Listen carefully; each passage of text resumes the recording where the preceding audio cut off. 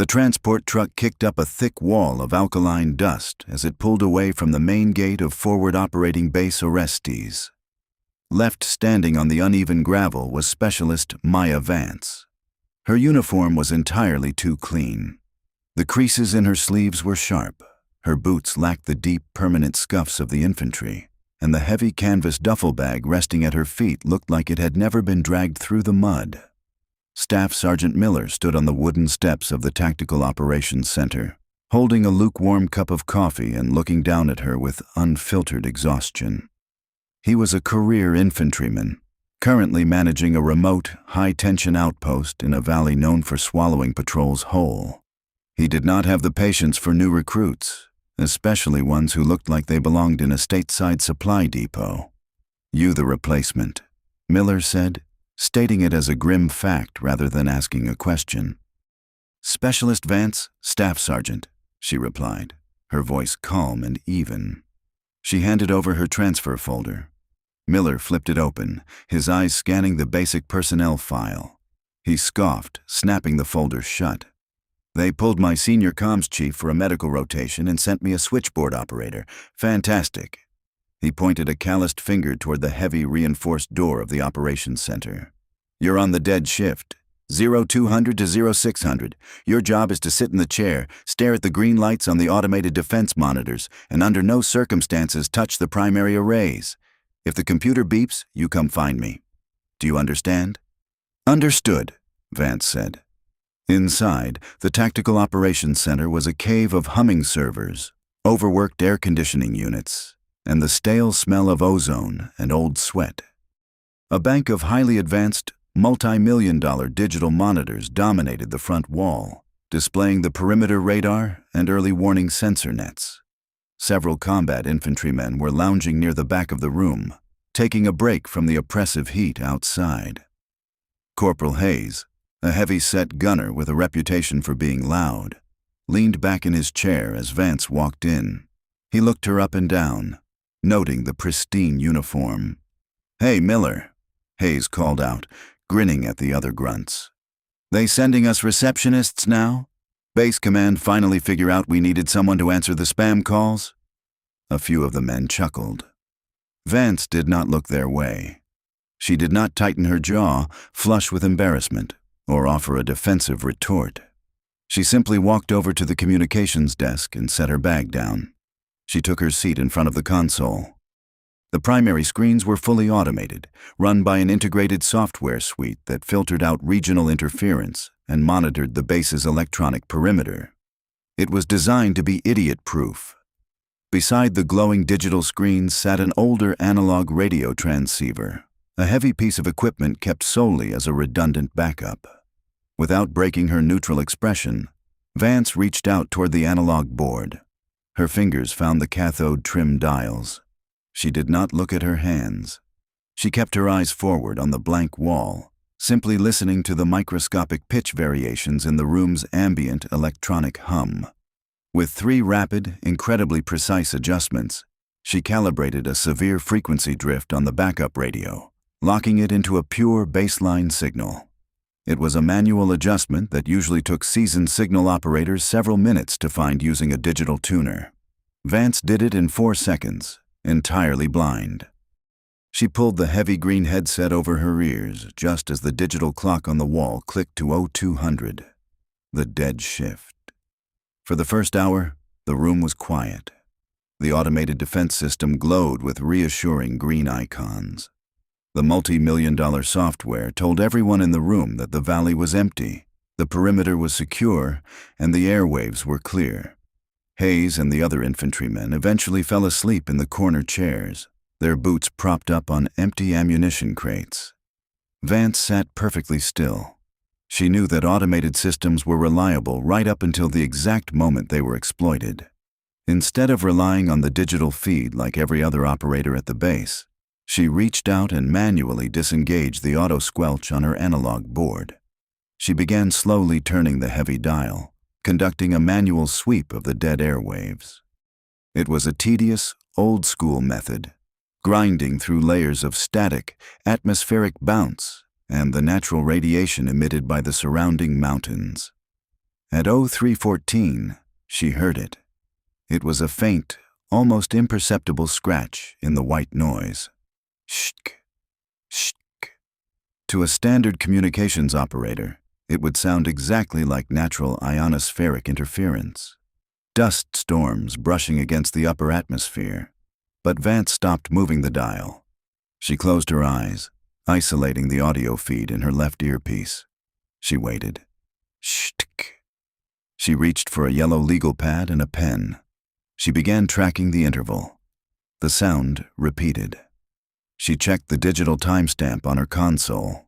The static was occurring exactly every 4.2 seconds. It was not random weather interference. It was a low-wattage carrier wave, expertly suppressed and purposefully designed to mimic the natural background radiation of the environment. She looked up at the main tactical monitors. The advanced digital early warning system was completely blind to it. The software was aggressively filtering the pulse out, categorizing it as useless environmental noise. The screen remained stubbornly, confidently green. Vance quickly manipulated the gain and frequency filters on her analog board, applying a highly specific, multi-layered tuning technique to peel back the heavy layers of static hiding the signal. The pulse was localized.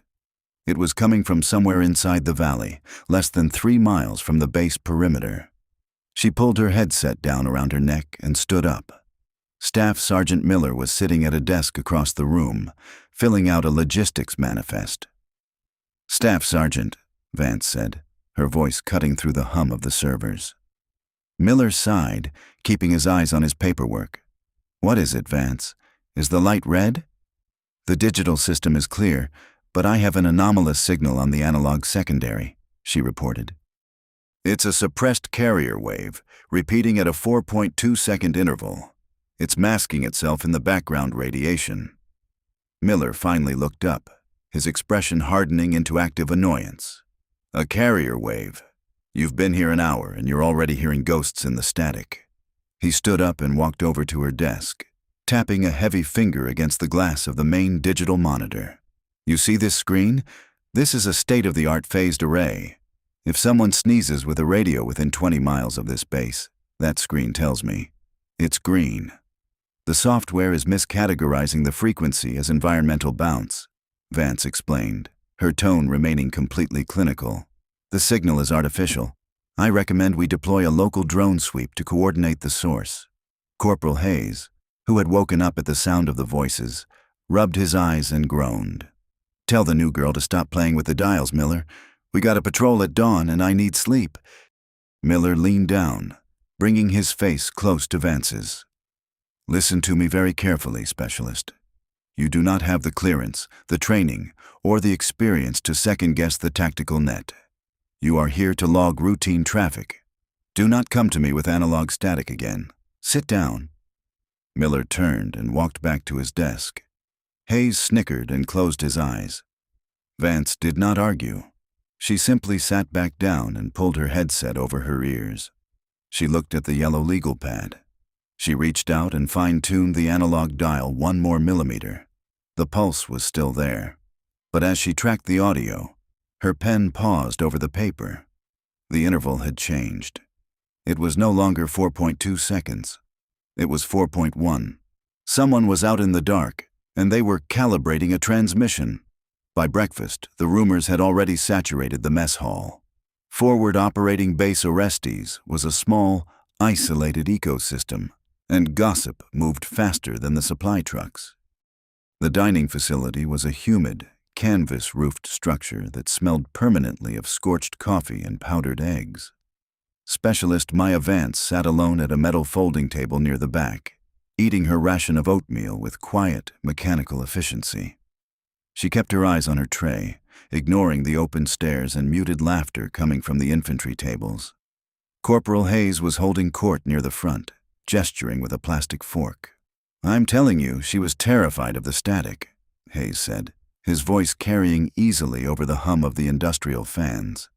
Miller told her not to touch the dials, but she spent the whole night huddled over the analog backup like she was trying to talk to aliens. "Girl thinks the wind blowing through the wire is a coordinated Taliban offensive." A few of the younger privates laughed, She filed 3 hazard reports before shift change. Another soldier chimed in, shaking his head. Miller was furious. Said she's gonna get us all put on tactical alert over a broken radio tube. Vance heard every word. She did not tighten her grip on her spoon. She did not look up to glare at them. The opinions of line infantrymen held absolutely no tactical value to her.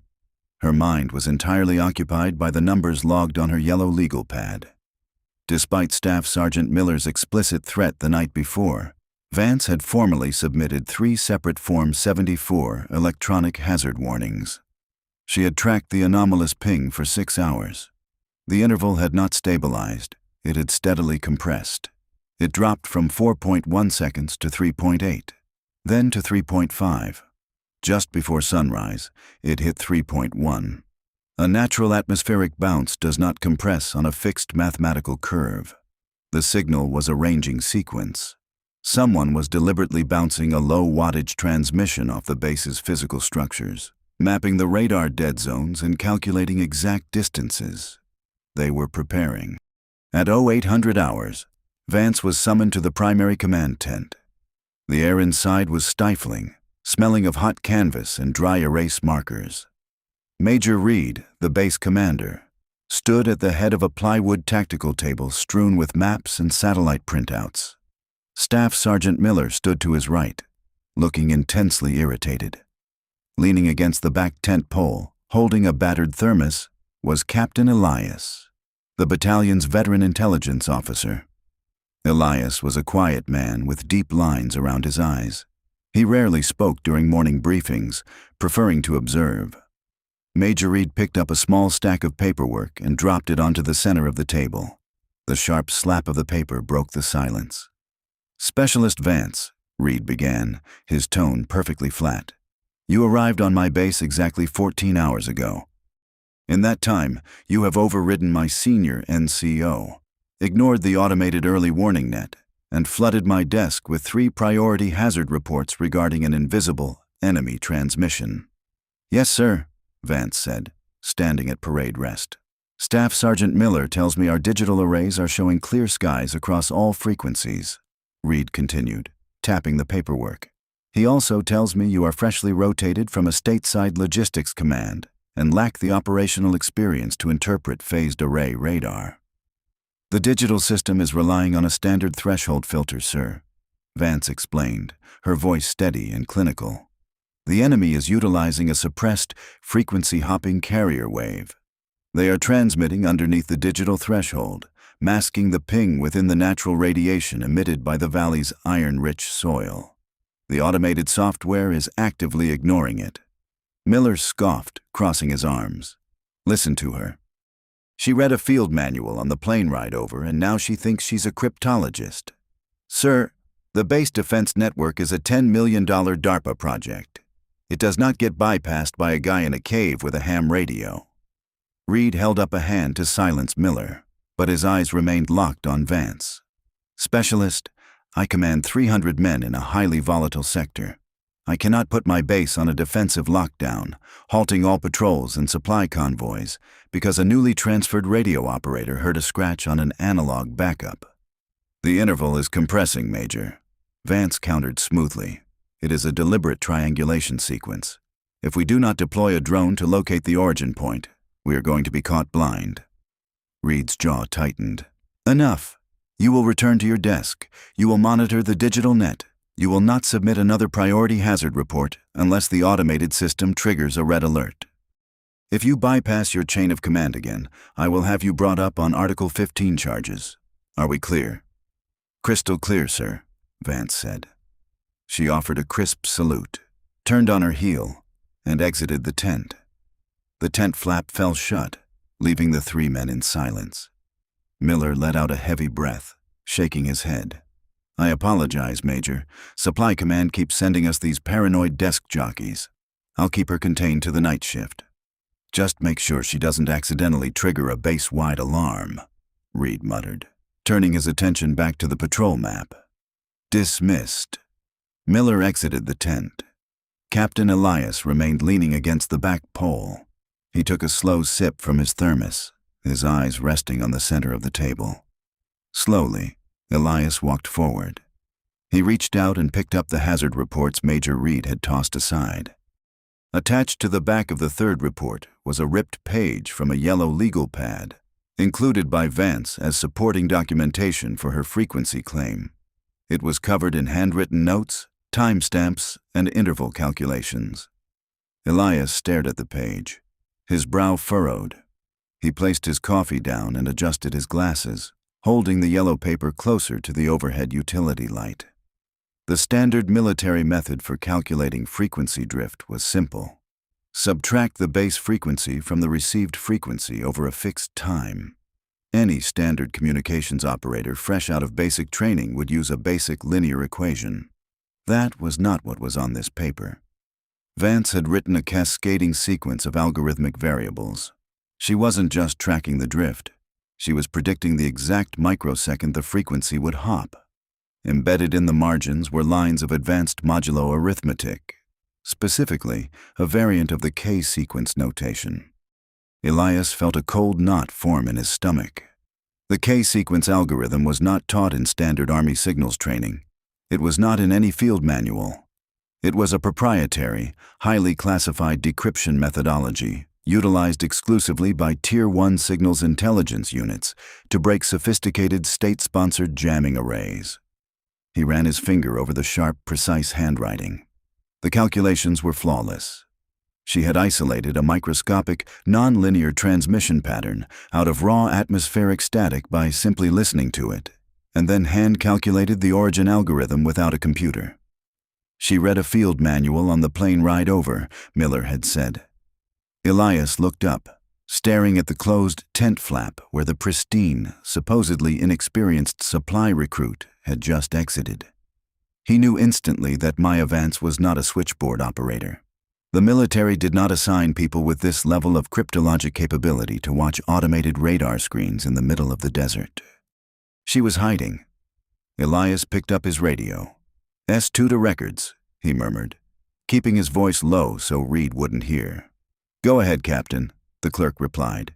Pull the transfer file on the new comms operator, Specialist Vance. Check her previous duty stations. Look for heavily redacted gaps or assignments under JSOC command. There was a pause on the line. Captain, I pulled her file this morning when she arrived.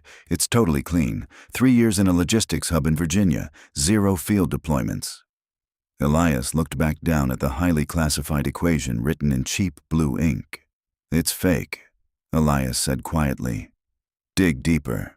The sun dipped below the jagged ridgeline, casting long bruised shadows across forward operating base arrestees. The oppressive heat of the day lingered, baking the air and leaving a fine layer of alkaline dust over the equipment in the Tactical Operations Center. Specialist Maya Vance walked in for her shift at exactly 1945 hours. The atmosphere in the room was loose. Corporal Hayes and his squad were gathered near the hydration station, swapping stories and waiting for the night patrols to cycle out. Staff Sergeant Miller sat at his desk, eating a lukewarm MRE and reviewing supply requisitions. When Vance entered, the ambient chatter dropped slightly. A few of the men exchanged knowing smirks.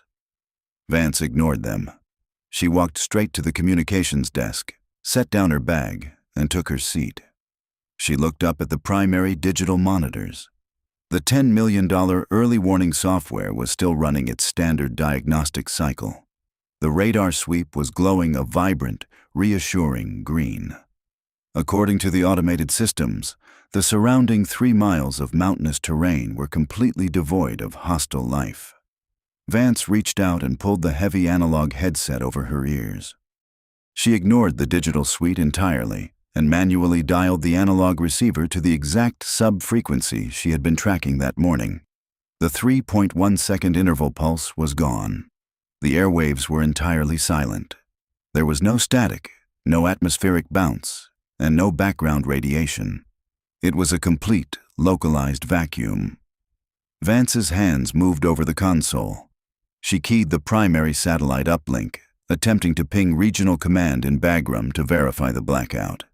The digital interface on her screen flashed a routing error. She tried the secondary encrypted troposcatter link. Connection failed. She manually typed a command to access the SEPRNet, the military's classified tactical network. The connection timed out. The base was electronically severed from the outside world. She looked back up at the main DARPA radar screens. They were still glowing green. The sweeping line of the radar was moving in perfect, rhythmic circles, showing clear skies. Vance recognized the tactic immediately. The silence on the analog radio was not natural. It was a highly sophisticated broadband jamming blanket. The enemy had localized the jammer to isolate the base, and they were simultaneously feeding a spoofed data loop into the base's automated defense network. The million-dollar software was completely blind, happily displaying a pre-recorded loop of empty desert, while the perimeter defenses were functionally neutralized. An assault was not just likely, it was imminent. Vance stood up. She did not call out to Miller. She did not ask for permission. She moved with a calculated, terrifying efficiency. She walked past her desk and stepped toward the heavy, steel-reinforced door of the communications room. She grabbed the thick iron deadbolt and threw it across the frame, locking herself inside. The heavy clack of the metal sliding into place echoed through the small space. Through the thick, reinforced glass of the door, she could see the rest of the Tactical Operations Center. Miller looked up from his MRE, his brow furrowing in confusion. He stood, wiping his mouth with the back of his hand, and walked toward the glass.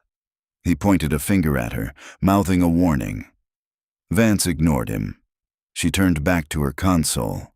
Protocol dictated that any base-wide emergency required the explicit authorization of the base commander, broadcast through a secured chain of command. Vance did not have the time for protocol. She grabbed a heavy-duty patch cable from the bottom drawer of the desk. She jammed one end directly into the raw audio output of her analog board and physically unscrewed the faceplate of the base's emergency PA system. Bypassing the command lockout entirely, she hardwired the connection, overriding the digital safeties. She leaned into her microphone. "Attention all personnel. This is not a drill." Vance's voice echoed across the entire base, booming out of the external loudspeakers mounted on the watchtowers and barracks. Her tone was devoid of panic, sharp and authoritative. FOB Orestes is under electronic siege. Primary uplinks are severed. Automated radar is compromised. Hostile contact is imminent. Initiating base-wide lockdown sequence. Before anyone could process the words, she reached across the console and smashed the palm of her hand down on the physical emergency alarm. A deafening, undulating siren ripped through the night air. Outside, the base erupted into chaos. Floodlights snapped on, illuminating the dust. The infantrymen in the TOC scrambled, grabbing their rifles and abandoning their half-finished conversations. Through the reinforced glass of the comms door, Vance watched Staff Sergeant Miller's face cycle from confusion to absolute, unrestrained fury. He grabbed the handle of the door and yanked it. The deadbolt held fast. Miller slammed his heavy fist against the glass. "Vance!" he roared, his voice barely audible through the thick pain. "Unlock this door right now! What the hell are you doing?" Less than a minute later, Major Reed sprinted into the TOC, fully geared, his face flushed red with rage. Corporal Hayes and two other guards were right behind him. Reed pushed past Miller and grabbed the door handle, shaking it violently. "Specialist!" Reed shouted, his voice vibrating through the doorframe. "You are relieved of duty. Stand down and open this door immediately, or I will have the engineers cut it off its hinges." Vance did not look at them. She had her back to the door, her fingers flying across her keyboard. Captain Elias walked into the room a few moments later. Unlike Reed and Miller, the intelligence officer was not shouting. He moved through the panicked infantrymen with quiet focus, his eyes fixed on the comms room. He stepped up to the glass, standing shoulder to shoulder with the furious base commander. Reed was already ordering Hayes to find a cutting torch. Elias placed a hand on the glass and leaned in, looking past Vance's shoulder at her computer monitors. The standard green graphical interface of the Army's communication suite was gone. Vance had manually killed the operating system. In its place was a stark, black command line interface. Lines of highly complex encrypted code were scrolling down the screen at blistering speed. Elias watched her hands. She was not typing like a supply clerk. She was executing a series of brute force override commands, manually rewriting the routing protocols of the base's communication infrastructure to bypass the enemy jammer. She was building a shadow network from scratch, using classified architecture. In the upper left corner of her primary screen, Elias caught a glimpse of a digital seal before a new wall of code obscured it. It was the insignia for the Joint Special Operations Command, specifically the Cyber Warfare Division. "Major," Elias said quietly, his voice cutting through Reed's shouting. "Not now, Elias," Reed snapped, pounding on the glass again. "I am going to court-martial this recruit before the sun comes up." "Major, stop," Elias commanded, his tone suddenly carrying a weight that forced Reed to pause. Elias did not take his eyes off Vance. He watched as she initiated a manual handshake with a low-orbit military satellite, bypassing the base's regional command structure entirely and patching directly into a Tier 1 data feed. "She isn't a recruit, Major," Elias said, the realization settling over him like cold water. "And she didn't trigger a false alarm." Elias pointed through the glass at the analog radar scope sitting next to Vance's encrypted terminal. It was no longer blank. The analog sweep was illuminating clusters of hard, fast-moving contacts emerging from the valley's radar dead zones. They were bypassing the perimeter wire, moving in perfect coordination. The automated screens on the wall still showed green. The analog screen showed the reality. They were surrounded. The first artillery shell did not arrive with a dramatic warning. There was only the sudden, violent compression of air, followed immediately by a concussive shock wave that physically lifted the Tactical Operations Center off its foundation. Dust rained from the acoustic ceiling tiles. The heavy servers lining the back wall shrieked in their metal racks. Corporal Hayes, who had spent the last 12 hours mocking the new supply recruit, lost his balance and slammed hard against the hydration station, his rifle clattering across the linoleum floor. On the primary wall, the $10 million automated defense network finally registered the reality of the situation. The spoofed data loop shattered into thousands of jagged, pixelated artifacts. The reassuring green radar sweep stuttered, froze, and then cascaded into a wall of hard, blinding static. The digital system had completely failed. FOB Orestes was utterly blind. "Report!" Major Reed shouted, bracing himself against the tactical table as a second kinetic impact shook the eastern perimeter. "Miller, get the defense grid back online. I need eyes on the wire." Staff Sergeant Miller scrambled to the primary console, his fingers furiously stabbing at the reboot sequence.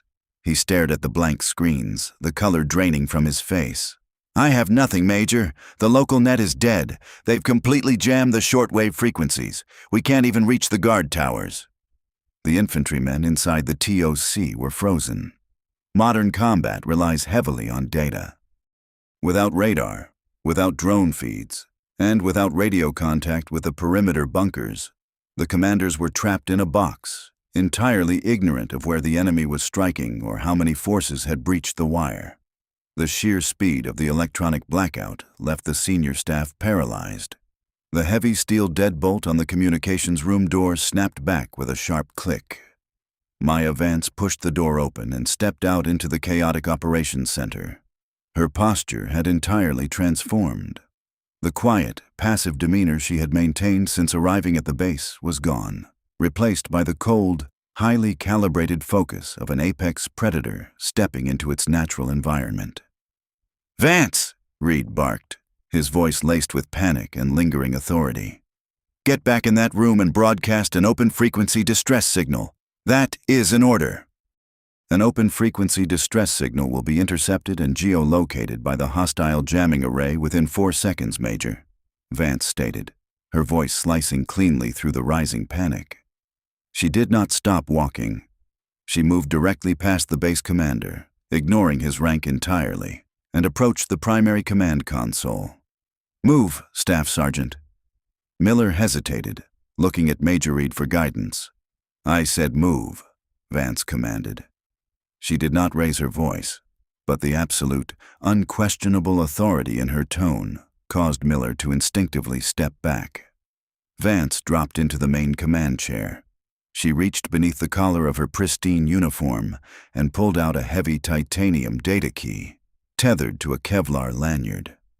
She bypassed the standard military keyboard, reached behind the multi-million-dollar DARPA monitor, and jammed the key directly into the server's primary diagnostic port. "What are you doing?" Miller demanded, his confusion mounting. "You're going to brick the entire hardware suite." "The hardware suite is already compromised," Captain Elias said, stepping forward. He kept his eyes locked on Vance's terminal. "Let her work." Vance's fingers flew across the keyboard with a blistering mechanical speed. She wasn't interacting with the base's standard operating system. She was operating entirely in command line syntax, feeding complex strings of encrypted alphanumeric code into the core processor. The main screens in the TOC flickered black. The standard Army digital interface was forcefully overwritten. In its place, a high-resolution, stark white emblem burned onto the center monitor. The sword, lightning bolt, and globe of the Joint Special Operations Command. Below the seal, a blinking cursor demanded authentication. "Terminal override initiated," Vance said aloud, her voice calm and clinical. "Authentication, Victor Alpha 9. Authorization code, Black Sky Archangel." The screens flashed, accepting the Tier 1 credentials. Hayes stared from the corner of the room, his mouth slightly open. Miller's jaw tightened as he realized the sheer level of classified clearance required to force a DARPA defense grid into manual diagnostic mode. "Who exactly are you?" Major Reed asked, his authoritative tone faltering into genuine bewilderment. "Chief Warrant Officer Vance, JSOC Signals Intelligence, Cyber Warfare Division," she replied without looking up from the monitors. "I was embedded here to hunt a highly sophisticated electronic warfare cell operating in this valley. They've been using bases like this one as practice targets, testing their jamming arrays against our automated defenses. You were the bait." With a final sharp keystroke, Vance bypassed the jammed regional satellites entirely. She manually hijacked the telemetry feed of a classified National Reconnaissance Office satellite, passing in low Earth orbit directly above the valley.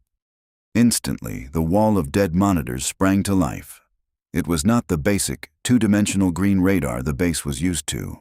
It was a live, high-resolution thermal imaging feed. The dark desert outside the base was illuminated in sharp contrast. Every terrain feature, every vehicle, and every heat signature was rendered with terrifying clarity. "We have visual," Vance announced, her eyes sweeping the data. "The enemy has disabled your eastern sensors. You have a platoon-sized element advancing on Sector 4, utilizing the Wadi for cover. They are dragging 2 heavy mortar tubes into firing positions exactly 400 meters from the wire." Reed stared at the screen, the tactical reality washing over him.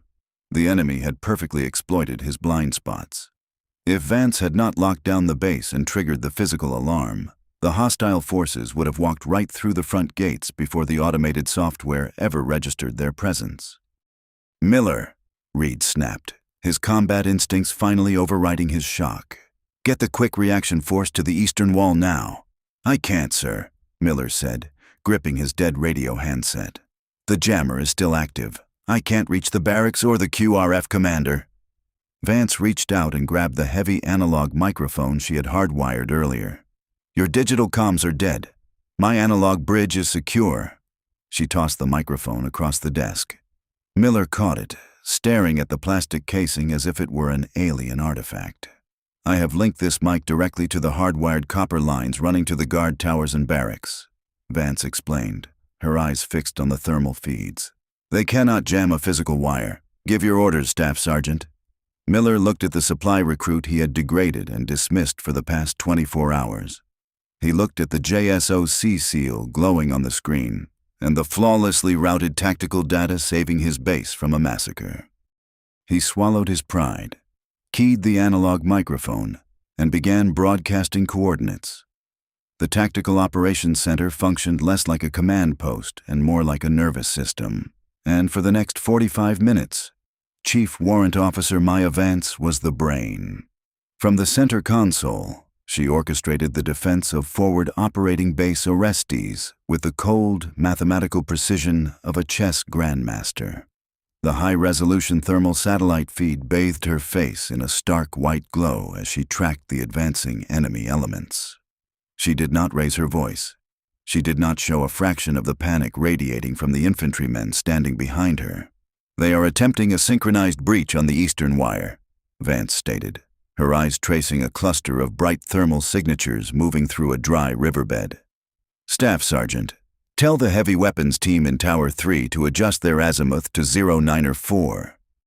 The enemy has 2 anti-armor assets crawling through the brush, exactly 60 meters beyond the outer HESCO barriers." Miller gripped the heavy analog microphone, his knuckles white. He no longer questioned her. He simply repeated her exact words into the hard-wired comms line. Outside, the heavy, rhythmic thud of a .50 caliber machine gun tore through the night. On the thermal monitor, the advancing cluster of heat signatures abruptly scattered, dropping to the earth before fading completely as the base's defensive fire neutralized the threat. "Mortar team is setting up in grid coordinate Charlie 7.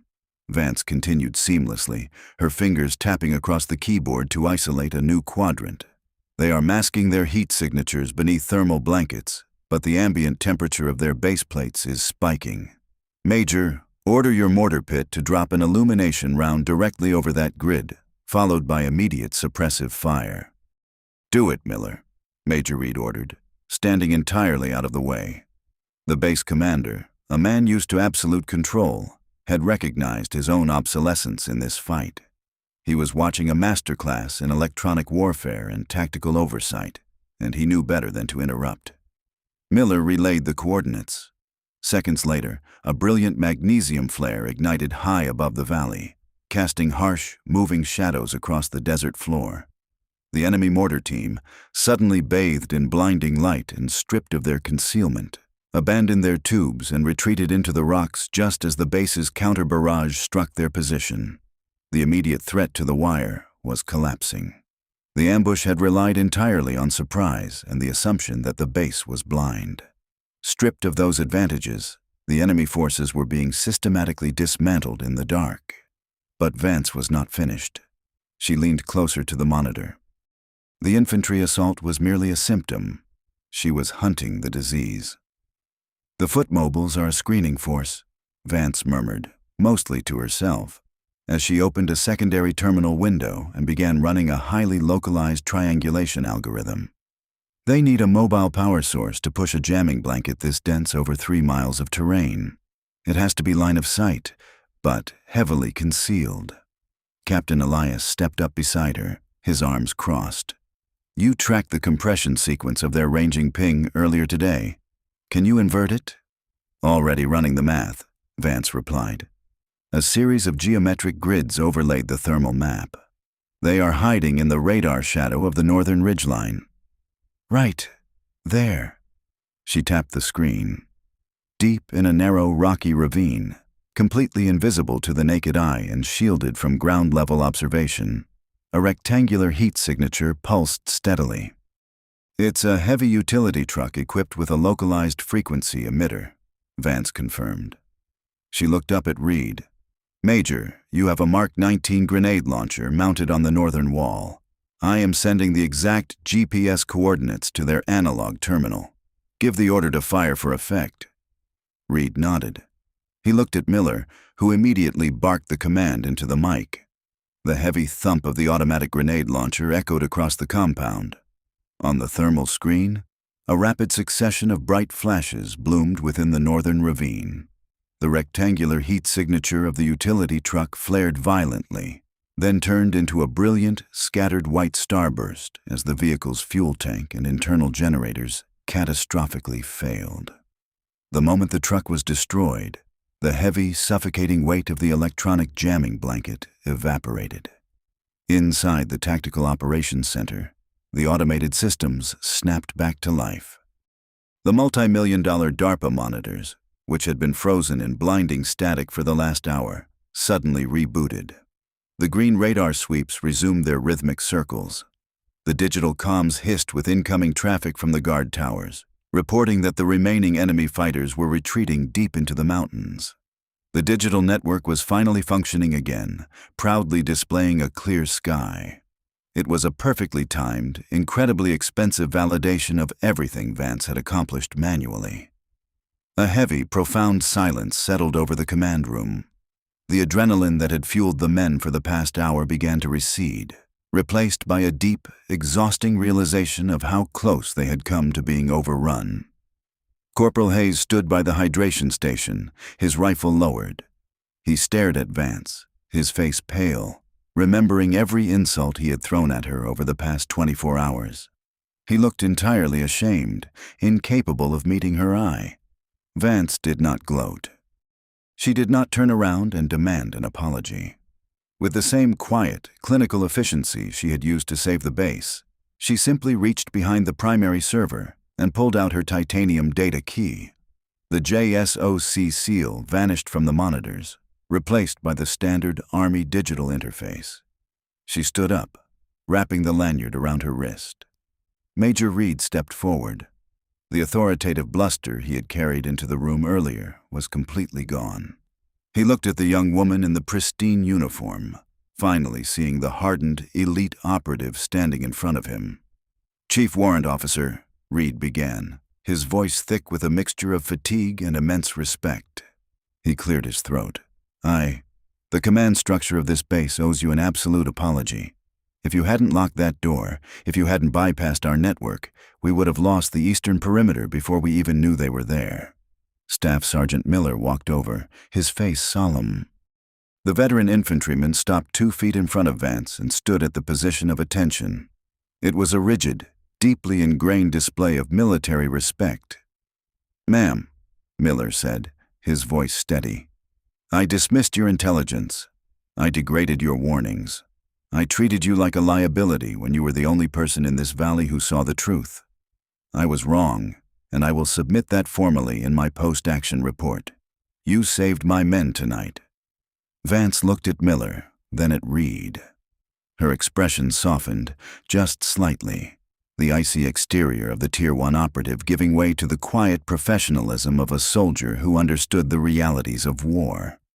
"Your men fought well, Staff Sergeant," Vance said quietly. "You rely on the equipment you were given. The enemy knows that, and they exploited it. My job was to ensure they didn't succeed." She walked past the command staff and returned to her desk in the corner. The analog radio still sat there, humming quietly. She picked up her pen, pulled her yellow legal pad toward her, and neatly logged the time the jamming signal ceased. Captain Elias watched her from across the room, a faint, respectful smile on his face. Vance glanced up at the digital clock on the wall. It read 05:58. She capped her pen, placed it perfectly parallel to the legal pad, and picked up her canvas duffel bag. She looked back at Miller. "The airwaves are clear, Staff Sergeant," Vance said, her voice calm and even. "And my shift is over."